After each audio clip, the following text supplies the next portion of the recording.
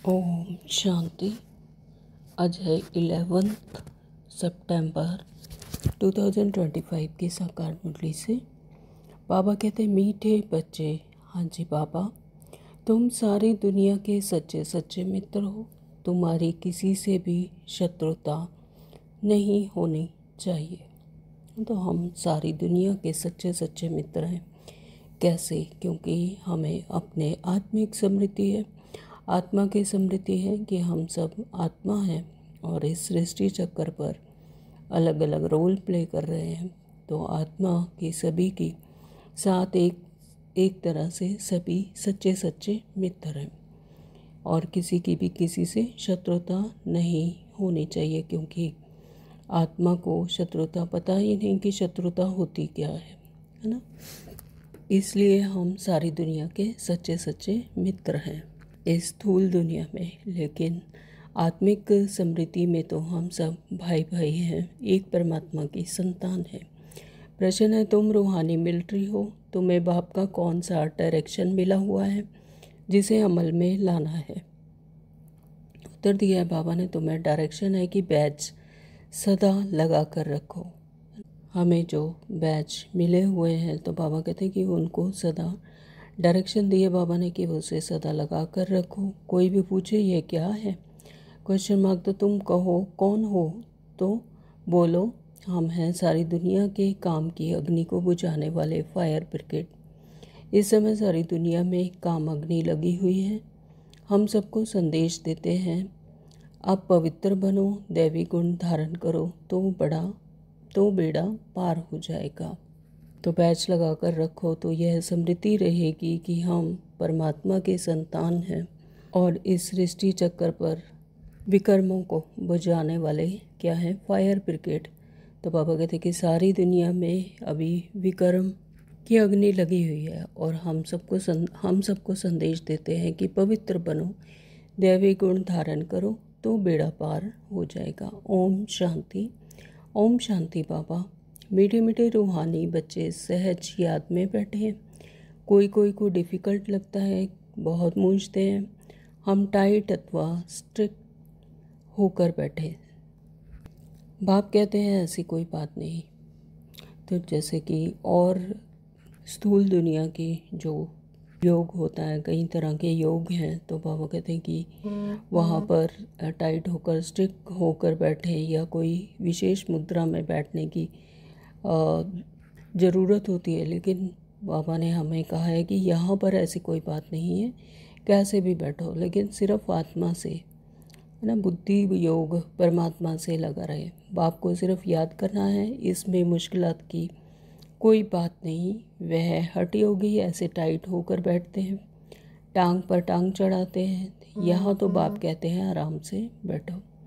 तो यहाँ पर ऐसा कोई विशेष विधि नहीं है कि किसी तरह से बैठना है या किसी विशेष मुद्रा में बैठना है। यहाँ पर किसी भी तरह से आराम से बैठ सकते हैं और सिर्फ बुद्धि से। यहाँ तक कि बाबा ने तो हमें कहा है कि चलते फिरते कोई भी कार्य करते सिर्फ बुद्धि योग परमात्मा से लगी रहे। तो बाप को और 84 के चक्र को याद करो। यह है सहज याद।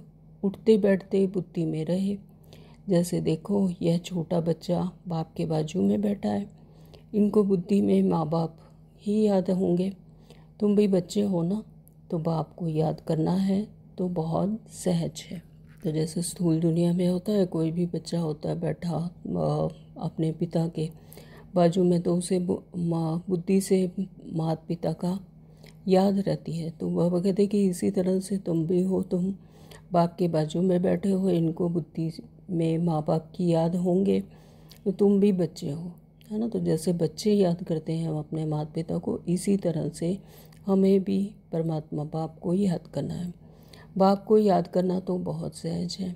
हम बाबा के बच्चे हैं, बाबा से ही वर्षा लेना है। शरीर निर्वाह अर्थ गृहस्थ व्यवहार में बल रहो, सिर्फ औरों की याद बुद्धि से निकाल दो। तो शरीर निर्वाह अर्थ चाहे गृहस्थ में रहते हैं और ये स्थूल दुनिया के कार्य करते हैं, लेकिन सिर्फ याद बुद्धि से परमात्मा की याद रहे। औरों को इस दुनिया के बुद्धि से औरों की याद बुद्धि से निकाल दो, सिर्फ बुद्धि में परमात्मा ही याद रहे। कोई हनुमान को, कोई किसी को, साधु आदि को याद करते थे, तो वह याद छोड़ देनी है। याद तो करते हैं ना, पूजा के लिए पुजारी को मंदिर में जाना पड़ता है, इसमें कहाँ जाने की भी दरकार नहीं है। तो पूजा करने के लिए तो पुजारी को मंदिर में जाना पड़ता है और कई तरह के कर्म कांड करने पड़ते हैं। तो लेकिन यहाँ पर बाबा कहते हैं कहीं भी जाने की दरकार नहीं है, जहाँ पर भी रहते हैं वहीं से परमात्मा को याद कर सकते हैं। कोई भी मिले बोलो शिव बाबा को कहना है मुझे एक बाप को याद करो। तो शिव बाबा तो है निराकार, जरूर वह साकार में ही आकर कहते हैं मामेकम याद करो, मैं पतित पावन हूँ। यह तो राइट अक्षर है ना। बाबा कहते हैं मुझे याद करो, तुम सब पतित हो, यह पतित तमो प्रधान दुनिया है ना। इसलिए बाबा कहते हैं कोई भी देहधारी को याद नहीं करो। यह तो अच्छी बात है ना। कोई गुरु आदि की महिमा नहीं करते हैं, बाप सिर्फ कहते हैं मुझे याद करो तो तुम्हारे पाप कट जाएंगे। तो यहाँ पर किसी भी गुरु आदि की महिमा नहीं करनी है। अब आप कहते हैं सिर्फ मुझे याद करो और तुम्हारे पाप कट जाएंगे। यह है योग बल और योग अथवा योग अग्नि। बेहद का बाप तो सच कहते हैं ना, गीता का भगवान निराकार ही है। श्री कृष्ण की बात नहीं, भगवान कहते हैं सिर्फ मुझे याद करो और कोई उपाय नहीं। तो यहाँ पर तो परमात्मा का ना तो कोई शरीर है ना ही कोई आकृति है ना। तो परमात्मा तो एक पॉइंट ऑफ लाइट है। तो श्री कृष्ण की बात नहीं है, भगवान कहते हैं सिर्फ मुझे याद करो। ज्योति स्वरूप परमात्मा निराकार। तो पावन होकर जाने से ऊंच पद पाएंगे, नहीं तो कम पद हो जाएगा। हम तुमको बाप का संदेश देते हैं, मैं संदेशी हूँ। इस समझाने में कोई तकलीफ़ नहीं है। माताएं अहिल्याएं कुब्जाएं भी ऊंच पद पा सकती हैं। यानी इतने 63 जन्मों से जो आत्माएं अभी इस जन्म में माताएं अहिल्याएं कुब्जाएं किसी भी तरह की हालत में हैं, किसी भी रोल में हैं, तो बाबा कहते हैं वो सब ऊंच पद पा सकते हैं। चाहे यहाँ रहने वाले हों, चाहे घर गृहस्थी में रहने वाले हों। ऐसे नहीं कि यहाँ रहने वाले जास्ती याद कर सकते हैं। बाबा कहते हैं बाहर में रहने वाले भी बहुत याद में रह सकते हैं, बहुत सर्विस कर सकते हैं। यहाँ भी बाप से रिफ़्रेश होकर फिर जाते हैं, तो अंदर में कितनी खुशी रहनी चाहिए। इस छीछी दुनिया में तो बाकी थोड़े रोज हैं, फिर चलेंगे श्री कृष्ण पुरी में। तो श्री कृष्ण के मंदिर को भी सुखधाम कहते हैं। तो बच्चों को अपार खुशी होनी चाहिए, जबकि तुम बेहद के बाप के बने हो। तुमको ही स्वर्ग का मालिक बनाया था। तुम भी कहते हो बाबा 5000 वर्ष पहले भी हम आपसे मिले थे, फिर मिलेंगे। हाँ, तो जैसे ही जागृति आती है तो ये याद आता है कि हम भी 5000 वर्ष पहले इसी तरह से बाबा से मिले थे, परमात्मा से, और फिर इसी तरह से नई दुनिया में आए थे। तो बाबा कहते हैं कि ऐसे ही मिले थे और फिर मिलेंगे। तो अब आपको याद करने में माया पर जीत पानी है। अब इस दुखधाम में तो रहना नहीं है। तुम पढ़ते ही हो सुखधाम में जाने के लिए। सबको हिसाब किताब चुकतू कर वापस जाना है। मैं आया ही हूँ नई दुनिया स्थापन करने। बाकी सब आत्माएं चली जाएंगी मुक्ति धाम। बाप कहते हैं मैं कालों का काल हूँ, सबको शरीर से छुड़ाए और आत्माओं को ले जाऊँगा। तो काल क्या करता है, शरीर से छुड़ा कर ले जाता है। तो बाबा कहते हैं कि मैं कालों का काल हूँ, तो मैं इस देह भान से, इस शरीर से छुड़ाकर आत्माओं को ले जाऊँगा। तुम सब मेरी संतान हो। सब कहते भी हैं हम जल्दी जाएं, यहाँ तो रहने का नहीं है, यह तो पुरानी दुनिया, पुराना शरीर है। अब आप कहते हैं मैं सबको ले जाऊँगा, छोड़ूंगा किसी को भी नहीं। तुम सब ने बुलाया ही है, हे पतित पावन आओ। मिल याद करते रहते हैं, परंतु याद कुछ भी नहीं, परंतु अर्थ कुछ भी नहीं समझते हैं। तो पतित पावन की कितनी धुन लगाते हैं, फिर कहते हैं रघुपति राघव राजा राम। अब शिव बाबा तो राजा बनते नहीं, रजाई करते नहीं। तो शिव बाबा इस सृष्टि चक्र पर नहीं आते हैं। हम आत्माओं को राजा बनाते हैं सतयुग के लिए, लेकिन खुद तो राजा नहीं बनते, ना ही रजाई करते हैं, उनको राजा राम कहना रॉन्ग हो गया। तो माला सब सिमरते हैं तो राम राम कहते हैं, उसमें भगवान की याद आती है। भगवान तो है ही शिव, है ना। तो जो राम राम कहते हैं तो दशरथ का पुत्र राम, उसे नहीं मतलब परमपिता परमात्मा को राम राम कहकर याद करते हैं। तो भगवान तो है ही शिव।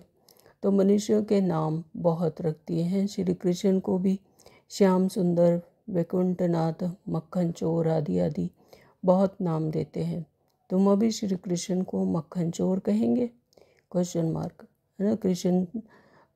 श्री कृष्ण को मक्खन चोर कह दिया तो वो तो first Prince of the world थे, तो उन्हें मक्खन चोर कैसे कह सकते? क्या वो मक्खन चुराते थे? तो ये संगम युग की यादें हैं। मक्खन चोर यानी जिन्होंने ज्ञान को धारण किया सबसे पहले। तो बिल्कुल नहीं, बाबा कहते कि श्री कृष्ण को मक्खन चोर कहेंगे? बिल्कुल नहीं। तुम अभी समझते हो भगवान तो एक निराकार है, कोई भी देहधारी को भगवान कह नहीं सकते। ब्रह्मा विष्णु शंकर को भी नहीं कह सकते, तो फिर मनुष्य अपने को भगवान कैसे कह सकते? वैजयंती माला सिर्फ 108 की गाई जाती है। शिव बाबा ने स्वर्ग स्थापन किया, उनके यह मालिक हैं। जरूर उससे पहले उन्होंने यह पुरुषार्थ किया होगा। उसको कहा जाता है कलयुगांत सतयुग आदि का संगम युग, यानी कलयुग का अंत और सतयुग का आदि। तो ये बीच का जो समय है उसे कहते हैं संगम युग। तो यह है कल्प का संगम युग। तो ये हर कल्प आता है, इसमें परमात्मा आत्माओं को फिर से दैवी गुण धारण कराकर दैवीय साम्राज्य में ले जाते हैं। तो मनुष्यों ने फिर युगे युगे कह दिया। अवतार नाम भी भूल फिर उनको ठिक्कर भीतर में कण कण में कह दिया है। यह भी ड्रामा है। तो बाबा कहते हैं ये जो अवतार के नाम कहे जाते हैं फिर ठिक्कर भीतर में कण कण में कहा जाता है, तो ये सभी ड्रामा में नूंद है। तो जो बात पास्ट हो जाती है उसको कहा जाता है ड्रामा। कोई से झगड़ा आदि हुआ, पास हुआ, तो उनका चिंतन नहीं करना है ना। कोई भी रोल में अगर झगड़ा हुआ है तो पास हो गया, पास्ट हो गया यानी, तो उसका चिंतन नहीं करना है। अच्छा कोई ने कम जास्ती बोला, तुम उनको भूल जाओ। कल पहले भी ऐसे बोला था, वह बातें याद करने से फिर बिगड़ते रहेंगे। वह बात फिर कभी बोलो भी नहीं, है ना। तो जो बातें हो चुकी हैं, जो पास्ट हो चुका है, या कोई बिगड़ते रहते हैं या कोई झगड़ा करते हैं या किसी ने नहीं बुलाया, जास्ती नहीं बोला, बाबा कहते कम जास्ती बोला। कम जास्ती बोला यानी कोई लड़ाई झगड़ा या कुछ ऐसे कटु वचन भी बोले, तो बाबा कहते उसे याद नहीं करना, वह बात फिर कभी बोलो ही नहीं। तुम बच्चों को सर्विस तो करनी है ना, तो सर्विस में कोई विघ्न नहीं पड़ना चाहिए, सर्विस में कमजोरी नहीं दिखानी चाहिए। तो बाबा कह रहे हैं कि सर्विस तो करनी है ना, सर्विस में कोई विघ्न भी नहीं पड़ना चाहिए, सर्विस में कमजोरी नहीं दिखानी चाहिए। शिव बाबा की सर्विस है ना, तो उनमें कभी जरा भी ना नहीं करना चाहिए, नहीं तो अपना पद भ्रष्ट कर देंगे। तो बाप के मददगार बने हो तो पूरी मदद देनी है, बाप की सर्विस करने में जरा भी धोखा नहीं देना है। तो जो श्रीमत बाबा हमें मुरली के द्वारा रोज़ धारण करवाते हैं वो ही अपने स्वभाव संस्कार में आ जाए, अपने चलन में आ जाए और परमात्मा की याद में रहे। यही है परमात्मा की सर्विस, है ना। तो जितना जितना बाप की याद में रहेंगे, परमात्मा की याद में रहेंगे, उतना उतना और जो आत्माएं हैं उनकी भी सर्विस ऑटोमेटिकली हो जाती है। तो पैगाम सबको पहचाना ही है। बाप कहते रहते हैं म्यूज़ियम का नाम ऐसा रखो जो मनुष्य देख अंदर घुसे और आकर समझे, क्योंकि यह नई चीज़ है ना, तो मनुष्य नई चीज़ देख अंदर घुसते हैं। आजकल बाहर से आते हैं तो भारत का प्राचीन योग सीखने। अब प्राचीन अर्थात पुराने ते पुराना, वह तो भगवान का ही सिखाया हुआ है जिसको 5000 वर्ष हुए। तो जो प्राचीन योग है वो भी बाबा कहते हैं कि जो प्राचीन पुराने से पुराना वह भी भगवान का ही सिखाया हुआ है, तो जिसको कि 5000 वर्ष हो गए। तो सतयुग त्रेता में योग होता नहीं, तो जिसने सिखाया वह तो चला गया, फिर जब 5000 वर्ष बाद आए तब ही आकर राजयोग सिखाएं। है ना। जिसने सतयुग और त्रेता में तो योग नहीं है, लेकिन जिसने 5000 वर्ष के बाद यानी परमात्मा ने हमें राजयोग सिखाया, तो वो फिर कल्प बाद आकर ही सिखाएंगे। तो प्राचीन अर्थात 5000 वर्ष पहले भगवान ने सिखाया था, तो वही भगवान फिर संगम पर आकर राजयोग सिखलाएंगे, जिससे पावन बन सकते हैं। तो इस समय तो तत्व भी तमो प्रधान है, तो राजयोग सिखलाते हैं बाबा और पावन बनाते हैं। तो यह इस समय पर जो तत्व हैं वो भी क्या हैं, सारे कलयुगी हैं, तमो प्रधानता है उनमें भी। तो बाबा कहते पानी भी कितना नुकसान कर देता है, उपद्रव होते रहते हैं। तो पुरानी दुनिया में सतयुग में उपद्रव की बात ही नहीं, है ना। तो वहाँ पर भी जो पांचों तत्व हैं वो भी पूरे अपने शालीनता में होंगे, सारे सतो प्रधानता में होंगे, तो है ना, वहाँ पर उपद्रव की कोई बात नहीं। और यहाँ पर कलयुग में देखो चारों तरफ प्रकृति भी अपना पूरा उपद्रव मचाती है। तो वहाँ तो प्रकृति दासी बन जाती है। वहाँ कहाँ पर, सतयुग में। सतयुग में प्रकृति भी दासी बन जाती है, सहयोगी बन जाती है, कि जैसे चाहिए होता है प्रकृति उसी तरह की बन जाती है। तो यहाँ प्रकृति दुश्मन बनकर दुख देती है। तो इन लक्ष्मी नारायण के राज्य में दुख की बात नहीं थी। तो अब प्रकृति को दुश्मन बनाया किसने, हम मनुष्यों ने। तो जैसे हमारी अंदर की आत्मा की जैसी स्थिति थी वैसे ही प्रकृति बनती गई, तो प्रकृति भी तमो प्रधान हो गई, है ना। तो इसीलिए प्रकृति भी पूरा दुश्मन बनकर दुख देती है। नहीं तो प्रकृति तो हमेशा देती ही आई है। सूर्य है वो अपनी रोशनी हमेशा देता है, चाहे कोई कैसा भी है, लेकिन उसने कभी मना नहीं किया कि ये अच्छा है ये बुरा है, इसको दूंगा इसको नहीं दूंगा, है ना। सबको एक तरह का। ऐसे ही वृक्ष हैं वो भी फल ही देते हैं, चाहे कोई पत्थर मारे चाहे पानी दे, लेकिन वो सभी को क्या देते हैं, फल ही देते हैं। उसका स्वभाव ही है सुख देना, फल देना। तो ये इसी तरह से ये सारी प्रकृति हमें सुख देती है, लेकिन हमने अपनी तमो प्रधानता के कारण उनका भक्षण किया, दुख दिया, प्रकृति को भी नष्ट किया, तो फिर प्रकृति भी दुश्मन बनकर दुख देती है।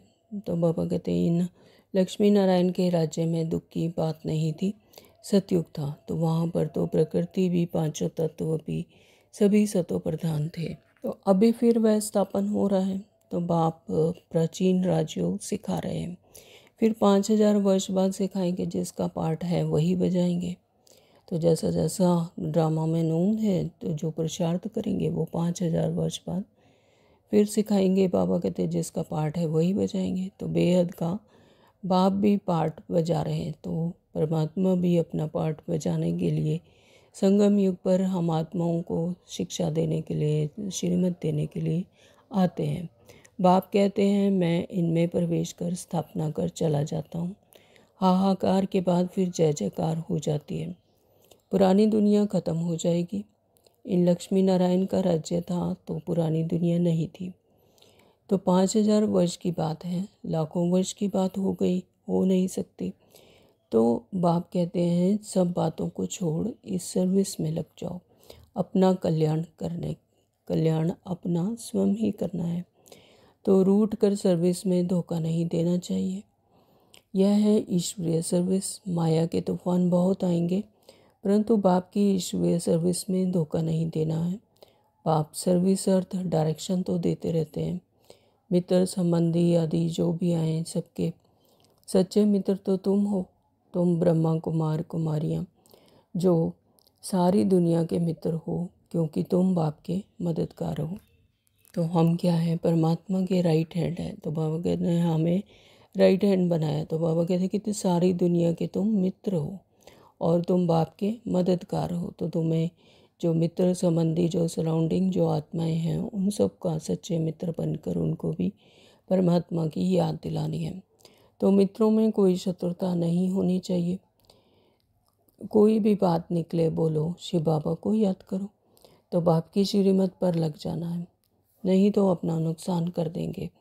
ट्रेन में तुम आते हो तो वहाँ तो सब फ्री है, तो सर्विस का बहुत अच्छा चांस है। यानी टाइम को छोटे से छोटे टाइम को भी यूज़ करना, उसको सफल करना। अगर ट्रेन में आते हैं तो वहाँ कोई सब फ्री होते हैं, कोई काम नहीं होता है तो सर्विस करो। तो बैच तो बहुत अच्छी चीज़ है, हर एक को लगा कर रखना है। कोई पूछे आप कौन हो तो बोलो हम हैं फायर ब्रिगेड। जैसे वह फायर ब्रिगेड होते हैं तो आग बुझाने के लिए, तो इस समय सारी सृष्टि में काम अग्नि में सब चले हुए हैं। तो अब आप कहते हैं काम महाशत्रु पर जीत पहनो। तो हम सब बच्चे क्या हैं, फायर ब्रिगेड। बाबा ने हमें फायर ब्रिगेड बनाया है आग बुझाने के लिए। तो जो विकारों की आग जली हुई है तो बाबा कहते हैं उस पर जीत पहनो, और उस पर फायर ब्रिगेड बनकर उस पर जीत पहनो। तो बाप को याद करो, पवित्र बनो, दैवीय गुण धारण करो तो बेड़ा पार है। तो यह बैच श्रीमद से ही तो बने हैं। तो बहुत थोड़े बच्चे हैं जो बैच पर सर्विस करते हैं। बाबा मुरलियों में कितना समझाते रहते हैं, हर एक ब्राह्मण के पास यह बैच होना चाहिए, है ना। तो बैच बाबा कहते हैं कि सभी के पास होना चाहिए, लगा कर रखेंगे तो यह ऐसा ही है जैसे कि सुरक्षा कवच, है ना। तो कोई भी मिले तो उनको इस पर समझाना है, यह है बाबा, इनको याद करना है। हम साकार की महिमा नहीं करते, हम साकार की महिमा नहीं करते, सर्व को सद्गति दाता एक ही निराकार बाप है। तो यहाँ पर साकार की कोई बात नहीं है, बल्कि एक निराकार परमात्मा की सद्गति, जो सद्गति दाता है, ज्ञान के सागर हैं, पॉइंट ऑफ लाइट हैं, निराकार हैं, उनको याद करना है। तो याद के बल से ही तुम्हारे पाप कट जाएंगे, फिर अंतमति सोगति हो जाएगी, दुख धाम से छूट जाएंगे, फिर तुम विष्णुपुरी में आ जाएंगे। कितनी बड़ी खुशखबरी है। लिटरेचर भी दे सकते हो, बोलो तुम गरीब हो तो फ्री दे सकते हो, दे सकते हैं। साहूकारों को तो पैसा देना ही चाहिए, क्योंकि यह तो बहुत छपाने होते हैं। तो यह चीज़ ऐसी है जिससे तुम फ़कीर से विश्व का मालिक बन जाएंगे। तो जो बाबा के लिटरेचर हैं, जो मैगजीन्स हैं, तो बाबा कहते हैं कि उनको, जो गरीब हैं उनको फ्री भी दे सकते हैं, और जो साहूकार हैं तो बहुत नॉमिनल से प्राइस होते हैं, थोड़े से चार्जेस होते हैं उसको। तो बाबा कहते हैं कि वो तो छपाने के लिए उनको ज़रूरत होती है। तो इससे तुम फ़कीर से विश्व का मालिक बन जाएंगे। समझानी तो मिलती रहती है, कोई भी धर्म वाला हो, बोलो वास्तव में तुम आत्मा हो, अपने को आत्मा समझ, बाप को याद करो ना। मेन बात है कि अपने को आत्मा समझ और फिर परमात्मा को याद करना। तो अब विनाश सामने खड़ा है, यह दुनिया बदलने वाली है। शिव बाबा को याद करेंगे तो विष्णुपुरी में आ जाएंगे। यह दुनिया अब बदलने वाली है, ट्रांसफॉर्मेशन हो रहा है।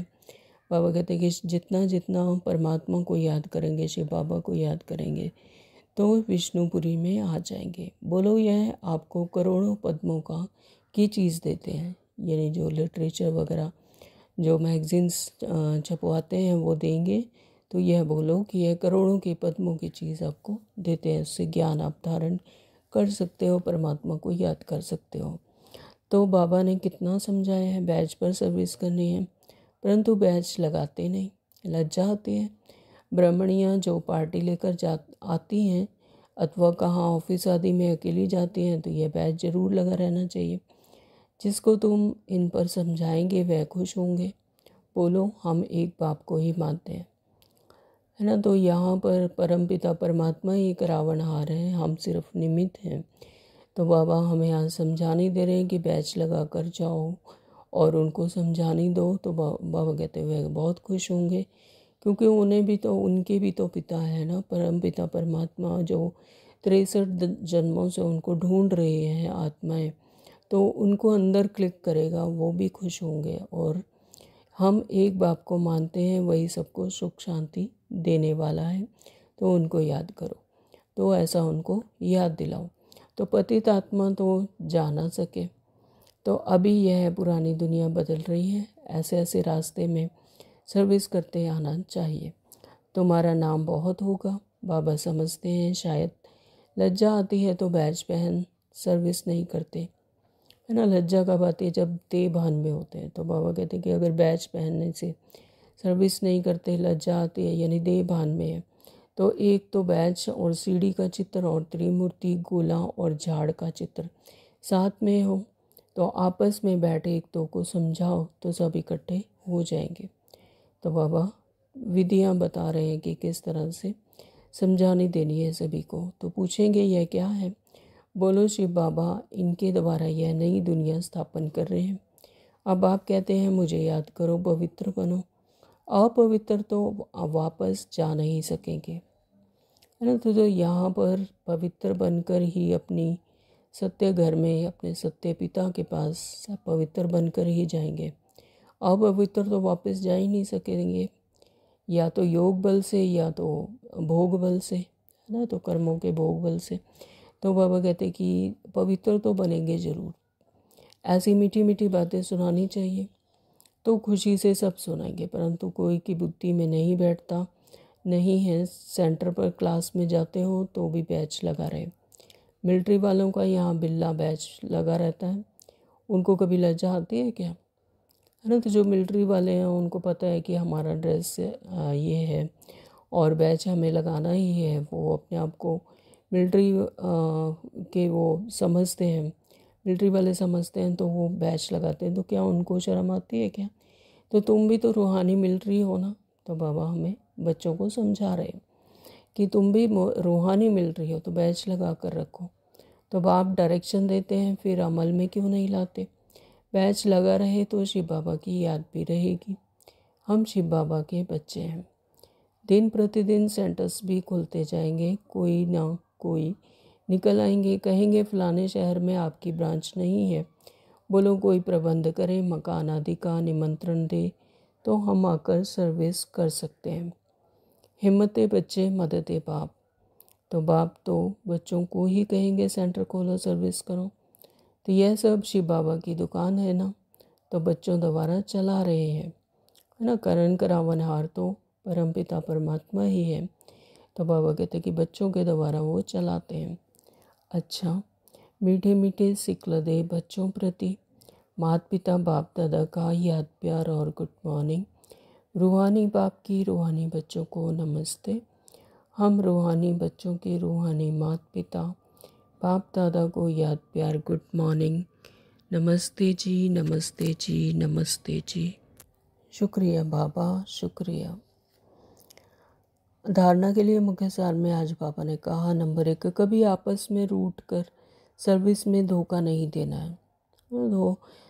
देह भान में आकर, देह अभिमान में आकर रूठ कर सर्विस नहीं करते, सर्विस छोड़ देते हैं। तो बाबा कहते सर्विस में धोखा नहीं देना है, विघ्न रूप नहीं बनना है, अपनी कमजोरी नहीं दिखानी है, बाप का पूरा पूरा मददगार बनना है। हम क्या हैं? परमात्मा के राइट हैंड। तो बाबा ने हमें राइट हैंड बनाया है, तो बाबा कहते कि पूरा पूरा मददगार बनना है। नंबर 2, बाबा ने कहा कभी कोई भी झगड़ा आदि हुआ तो पास हुआ तो उसका चिंतन नहीं करना है। अगर किसी से कोई झगड़ा हुआ तो वो रोल में था, हो गया तो ख़त्म, तो बिंदी लगा दो, है ना, फुल स्टॉप। तो बाबा कहते पास हुआ तो उसका कोई चिंतन नहीं करना है। कोई ने कम जास्ती बोला तुम उनको भूल जाओ। कल्प पहले भी बोला था और वह फिर कभी बोलो भी नहीं, है ना। तो बाबा कहते कि जैसे कि अगर किसी ने कुछ कम जास्ती बोला तो जो कि बुरा लग गया या कटु वचन कोई बोले तो उसे भूल जाओ, कल्प पहले भी बोला था तो वही रिपीट हो रहा है, तो अब आगे फिर कभी उसको बोलो भी नहीं। वरदान है आज का, शांति के दूत बन सर्व को शांति का संदेश देने वाले मास्टर शांति शक्तिदाता भव। तो हम सब कौन हैं? शांति के दूत, मैसेंजर। तो बाबा कहते शांति का संदेश देने वाले मास्टर शांति शक्तिदाता भव। परमात्मा क्या है? शांति दाता, शक्ति दाता, ज्ञान दाता। और हम क्या हैं? उनके बच्चे। तो हम भी क्या हैं? मास्टर शांति शक्ति दाता, है ना। तो बाबा कहते हैं कि आप बच्चे शांति के मैसेंजर, शांति के दूत हो। कहाँ भी रहते सदा अपने को शांति का दूत समझ कर चलो कि हम कौन हैं? शांति के दूत हैं, शांति फैलाते हैं। तो शांति के दूत हैं तो शांति का संदेश देने वाले हैं। इससे स्वयं भी शांत स्वरूप शक्तिशाली रहेंगे और दूसरों को भी शांति देते रहेंगे। वह अशांति दे, आप शांति दो। जिसके पास जो होगा वो वही फ्लो करेगा। अगर वो अशांति देते हैं क्योंकि उनके अंदर अशांति है, लेकिन बाबा हमें शांति से भर देते हैं तो हम शांति फैलाएंगे, हम शांति के दूत हैं। तो बाबा कहते हैं वह अशांति दे, आप शांति दो, वह आग लगाए, आप पानी डालो। यही आप शांति के मैसेंजर, मास्टर, शांति शक्तिदाता बच्चों का कर्तव्य है। स्लोगन दिया बाबा ने, जैसे आवाज़ में आना सहज लगता है वैसे आवाज़ से परे जाना भी सहज हो। आवाज़ में आना सहज लगता है यानी देह भान में जब आते हैं, तो देह भान कहाँ से आता है? फीलिंग, सेंसेशन, इमोशंस, थॉट्स, है ना। तो इससे देह भान में आकर ये सब आते हैं तो फिर आवाज़ में आ जाते हैं। तो बाबा कहते हैं कि वैसे ही आवाज़ से परे जाना यानी इन सब से डिटैच, उपराम। तो जब इन सब से डिटैच होते हैं फीलिंग्स, इन सब से जब डिटैच होते हैं तो उपराम होते हैं यानी आवाज़ से परे जाना, अपने आत्मिक स्मृति में रहना, अपने आत्मिक स्थिति में, स्टिलनेस में, वो है आवाज़ से परे जाना। तो बाबा कहते हैं कि जैसे आवाज़ में आना सहज लगता है वैसे ही आवाज़ से परे जाना भी अब सहज हो। ओम शांति। आज के अव्यक्त इशारे हैं, अब लगन की अग्नि को प्रज्वलित कर योग को ज्वाला रूप बनाओ। योग में सदा लाइट हाउस और माइट हाउस की स्थिति का अनुभव करो। ज्ञान है लाइट और योग है माइट। ज्ञान और योग दोनों शक्तियाँ लाइट और माइट संपन्न हो। तो कहते हैं मास्टर सर्वशक्तिमान। ज्ञान और योग दोनों ही शक्तियों से संपन्न, तब कहेंगे इसे मास्टर सर्वशक्तिमान मान। तो ऐसी शक्तिशाली आत्माएं किसी भी परिस्थिति में सेकंड में पार कर लेती हैं, यानी कोई भी परिस्थिति आई तो अपनी आत्मिक स्मृति में 1 सेकंड में स्थित हो जाएं। तो ऐसी शक्तिशाली आत्माएं किसी भी परिस्थिति को सेकंड में पार कर लेती हैं। ओम शांति। Thank you Baba.